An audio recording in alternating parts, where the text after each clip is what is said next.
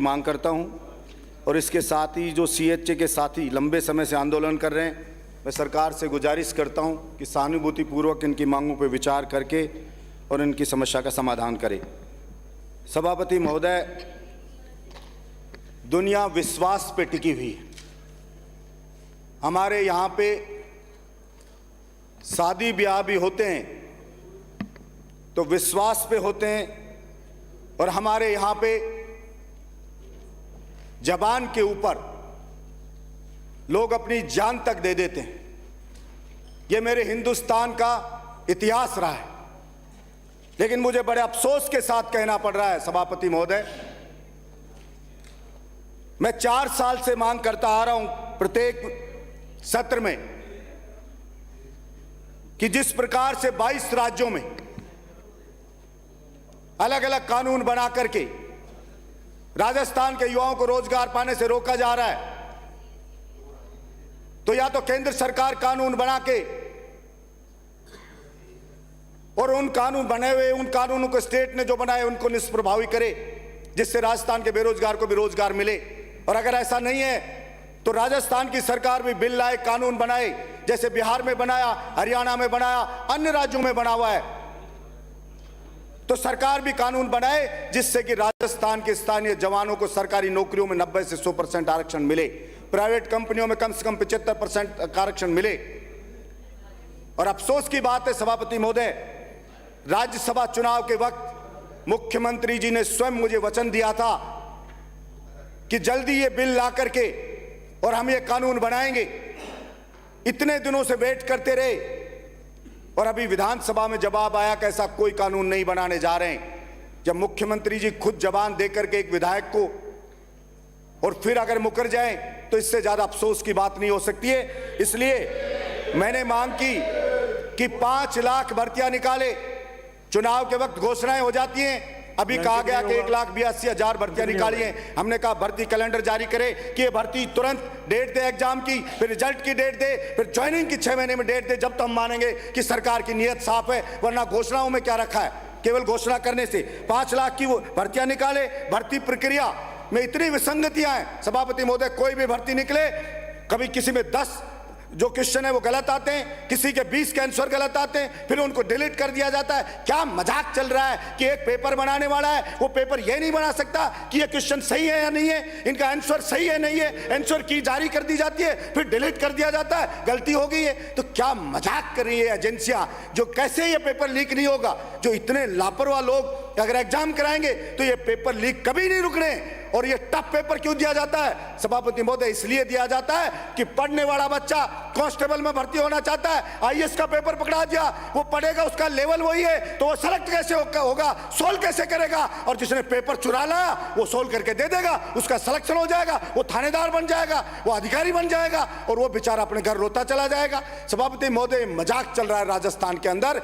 लेकिन मैं कहना चाहता हूं राजस्थान की सरकार को कि आपने बलजीत यादव की सहन शक्ति को देखा है, बलजीत यादव के सीने में धड़कती हुई आग को आपने नहीं देखा है शायद। और मैं बलजीत यादव ऐसी सदन में आज घोषणा करता हूं, 2 बार सूर्य उदय से सूर्य अस्त होने तक मैं दौड़ा कि सरकार का ध्यान आकर्षित करवाऊं, सड़क पे दौड़ के भी करवाऊं, विधानसभा में भी करवाऊं। पता नहीं क्यों सरकार को हमारी आवाज, हमारी पुकार, गरीब की सिसकी, उसके टूटे हुए सपने की सिसकी सुनाई नहीं दे रही है। इसी सदन में आज मैं घोषणा करता हूं 16 तारीख से 200 की 200 विधानसभा के मुख्यालय पे बलजीत यादव वही काले कपड़े पहन के दौड़ लगाएगा इन्हीं बेरोजगार किसान और मजदूरों की मांगों को लेकर के, ताकि सरकार चेते और हमारी मांगों को सीरियस ले और मुख्यमंत्री जी मुझे दिया हुआ अपना वचन निभाए और जल्दी बिल ला करके वो कानून बनाए। और सभापति महोदय, कोचिंग के लिए घोषणा की, पहले 10,000 को फ्री कराते थे, अब हम 25,000 को करा देंगे। गरीब को, मजदूर को हम ऐसे करा देंगे, SC ST OBC को करा देंगे, BPL में करा देंगे। कितने लोग BPL के अंदर हैं जनरल के, ओबीसी के जिनको कोचिंग कराओगे, अरे आप 25,000 को कराओगे। बलजीत यादव विधायक है निर्दलीय, मैं फ्री कोचिंग मेरे बहरौड़ में मैंने चालू की है, इवन 10th 12th के लिए भी चालू की है कि साइंस का बच्चा भी पढ़े। वही कॉलेज के प्रोफेसर, स्कूल के लेक्चरर, बात करके बहुत सारे लोग होते हैं जो गरीब के बच्चों को फ्री पढ़ाते हैं, मैंने चालू की है। जब बलजीत यादव चालू कर सकता है तो क्या राजस्थान की सरकार नहीं चालू कर सकती? मैंने मेरे यहाँ पे सरकारी स्कूल खोल रखे हैं, प्राइवेट स्कूलों में जाओ, लूट मचा रखी है प्राइवेट स्कूल वालों ने, लेकिन सरकारी स्कूलों की हालत ऐसी है। सभापति महोदय, मैं पूछना चाहता हूं सरकार से, अरे सरकारी स्कूल में एक चपरासी नहीं है, चपरासी नहीं है तो स्कूल में झाड़ू कौन निकालेगा, उसकी सफाई कौन करेगा, मेंटेनेंस कैसे होगा? तो गाड़ी आपने ले ली 1 करोड़ की। सदन का समय 8:15 तक बढ़ाया जाता है। धन्यवाद सभापति महोदय। गाड़ी आपने खरीद ली मर्सिडीज के 1 करोड़ की लेकर के आ गए, सर्विस की उसकी करा नहीं रहे हो, मेंटेनेंस करा नहीं रहे हो, टायर अगर उसका घिस गया तो टायर बदला नहीं रहे हो, तो वो 1 करोड़ की वो चलेगी क्या? तो मजबूर चाहे 800 है वो भी उससे अच्छी रहेगी। इसलिए मैं सरकार से कहना चाहता हूं, ज्यादा बजट नहीं लगता। सभापति महोदय, मैं निर्दलीय विधायक हूं, मेरे क्षेत्र के स्कूल में गार्डन बना रहा हूं, ट्रैक बना रहा हूं और स्विमिंग पूल तक सरकारी स्कूल में मैं बना करके छात्रों को दे रहा हूं। तो जब बलजीत यादव दे सकता है तो सरकार क्यों नहीं दे सकती? लेकिन सभापति महोदय, पैसा वहां खर्च किया जाता है जहां मोटे आसामियों से माल आ जाता है। सभापति महोदय, राजस्थान की जनता की अगर कोई वास्तव में एसेट है, ताकत है, तो अभी इस वक्त एक जमीन नहीं है हिंदुस्तान में, और वो जमीन का जो बैंक है, लैंड बैंक है, वो मेरे राजस्थान के पास है। अब नजर उसके ऊपर पड़ गई है पूंजीपतियों की, और इसलिए लुटाने में लग गए। उस अडानी को सोलर पार्क बनाने के लिए 1.5 लाख बीघा जमीन देने की तैयारी सरकार कर रही है। अडानी के लिए बिल आ जाएगा कि कितनी जमीन ले लो, रिलायंस ले लो, कोई भी ले लो, टाटा ले लो, लेकिन यहां के बेरोजगार युवाओं के लिए बिल नहीं आएगा। यहां घर से भागने वाली छोरी को भगाने के लिए बिल आ जाएगा कि माँ बाप नहीं रोक सकते, भागने दो इस बच्ची को, माँ बाप का मुंह काला कर देने दो, लेकिन बेरोजगारों के लिए नहीं आएगा, किसानों के लिए नहीं आएगा। तो मैं सरकार से मांग करता हूं कि आप इतने ज्यादा अहंकार में ना रहें। जो जनता बनाती है वो जनता उतार भी देती है, जो सरकार बात गंभीरता से जनता की नहीं लेती है उसको आगे खामियाजा भुगतना पड़ता है। आपको भी खामियाजा भुगतना पड़ेगा। शरीफ लोग समय आने पे जवाब देते हैं, पता नहीं लगता है व्यक्ति को कि नीचे से जमीन खिसक रही है, उसको लगता है सब कुछ अच्छा अच्छा चल रहा है, लेकिन ऐसा है नहीं। और मैं मांग करता हूं सरकार से कि सरकारी स्कूलों में कितने लगाने, आपको 20,000 चपरासी लगाने की जरूरत है। हर स्कूल में लग जाएगा, झाड़ू निकालेगा, सफाई रहेगी। छत टपक रही है, अरे उसकी छत की थोड़ी सी मरम्मत करा दो, जीर्णोद्धार के पैसे दे दो, स्कूल में ट्रैक बना दो, उसका गार्डन बना दो, उसको थोड़ा फर्नीचर दे दो। इसमें कोई बहुत ज्यादा पैसा नहीं लग रहा है। आप मेट्रो ट्रेन जयपुर में ला रहे हो, आपकी मेट्रो ट्रेन खाली दौड़ रही है, क्यों लेकर के आगे मेट्रो ट्रेन? इन स्कूलों को कर दोगे सारों को, तो यहां नौकरी कर लेंगे, यहां नहीं करेंगे तो अमेरिका चले जाएंगे, इंग्लैंड का चले जाएंगे, बाहर का पैसा लेकर के आ जाएंगे। लेकिन कहते ना, हम स्कूलों में चपरासी नहीं देंगे, फर्नीचर नहीं देंगे। प्राइवेट स्कूलों में लुटने के लिए जाओ तो वो प्राइवेट स्कूल उनसे ज्यादा अच्छे हैं। इतनी बड़ी बड़ी शानदार बिल्डिंग है, लेकिन बिना मेंटेनेंस के अभाव में सारी जर्जर हो रही है, वीरान हो रही है सभापति महोदय। लेकिन पता नहीं किसी को दिखता नहीं है या किसी को दर्द महसूस नहीं होता है। मेरी तो समझ से परे है ये बातें सारी की सारी। में सोलर पार्क बनाने के लिए अडानी को दे रहे हो, अब इनसे पूछे कोई भाई साहब से कि 1.5 लाख बीघा दे रहे हो, इस राजस्थान को क्या मिलेगा उससे? कोई लेना देना नहीं। क्या अडानी हमारे को यहां बिजली देगा? नहीं देगा।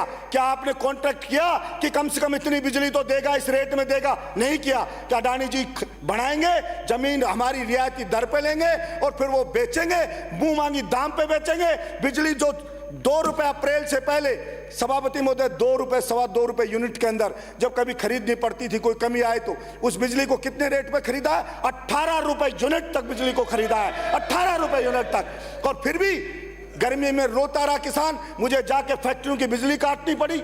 अब भाई गांव में बिजली दो, बच्चा पढ़ना चाहता है तो बिजली नहीं है, बिलख रहा है बेचारा गर्मी के अंदर, पर कोई चिंता नहीं। शहर में एसी में सोते हैं हम, हमें पता ही नहीं गांव में कौन रो रहा है, कौन तड़प रहा है, किसको क्या दर्द है, किसी को परवाह ही नहीं है, क्योंकि हमें खुद महसूस नहीं हो रहा। इसलिए मैं सरकार से कहना चाहूंगा कि ऐसा नहीं समझे कि कोई समझता नहीं है। हम भी अब समझने लगे, जब विधानसभा में आए पहले सोचते थे क्यों हो रहा है, अब समझने लग गए कि खेला क्यों होता है, इसके पीछे कोई ना कोई कारण होता है, ऐसे ही खेला नहीं होता है। अगर मन में आए जहाँ जरूरत नहीं है वहां पे भी फंड लुटा दो, जरूरत ही नहीं है। जहां पे सड़क बनानी है वहां सड़क का पैसा नहीं मिलेगा, जहां सड़क चमाचम है कि यहाँ करोड़ों ले जाओ, इसके ऊपर से ले जाओ। मेरी समझ से बाहर है कि अभी बता रहे थे कई सदस्य कि साहब टूटी हुई सड़क बन नहीं रही है, जिस सड़क को बनाने की जरूरत नहीं है उसी पर डामर डाल के पैसे उठा रहे हैं। तो ये सारा का सारा खेल कमीशन खोरी का खेल है, सारा का सारा। सभापति महोदय, अब ये आवारा किसान के लिए मैंने कहा भाई किसान को आप पानी दे दो, उसको बिजली दे दो।